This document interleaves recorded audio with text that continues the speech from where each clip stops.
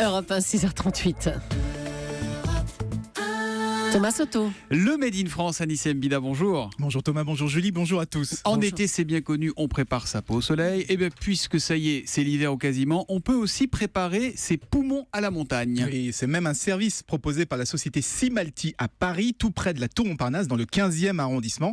Alors le principe, c'est Et vous ne celui... demandez pas le département, là, 75. 75 015. Alors le principe, c'est celui d'un simulateur d'altitude. On vous met un casque de pilote de chasse sur le visage et vous respirez le même air que si vous étiez à entre 2000 et 5000 mètres d'altitude. Alors vous le savez, plus on grimpe, plus l'air se raréfie.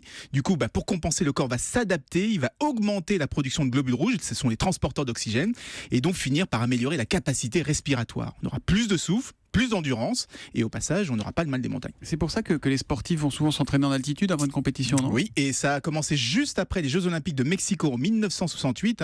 Plusieurs records d'athlétisme avaient été battus parce que justement les épreuves se déroulaient à plus de 2000 mètres. Et c'est ce qui a lancé l'idée des stages en altitude. Le 15 de France à Tignes, les champions de cyclisme dans les Andes et les coureurs kényans dans les hauts plateaux. En fait, l'altitude a tendance à augmenter le taux d'OPO naturel, une hormone qui est quand même très connue des sportifs d'OPO. Bon alors, vous l'avez testé, vous, ce simulateur d'altitude, Anissé, c'est vraiment comme un shoot de PO ?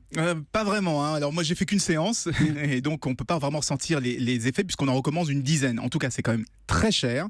70 € de l'heure, 630 le protocole complet, justement avec les 10 séances. Donc plutôt à réserver aux coureurs de fond qui veulent améliorer leur capacité de récupération sans aller à la montagne, ou aux passionnés de trek qui se préparent en ville avant plutôt une expédition justement en montagne. Voilà, ça s'appelle donc Simalti, simulateur d'altitude Made in Paris 15, Paris 15e. Merci Anissé, à demain. À demain.